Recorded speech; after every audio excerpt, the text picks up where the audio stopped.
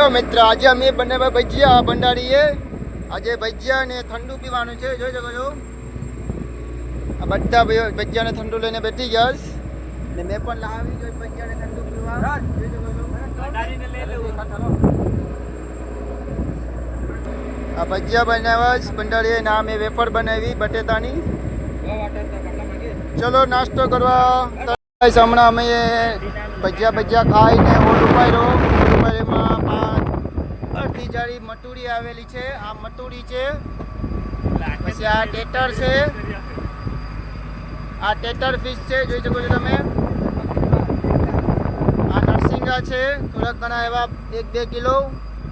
આ બટનિયા નરસિંગા છે. આ ચપલું ને આ ચાપડી છે. અહીંયા 3 બાંગડી આવેલી છે.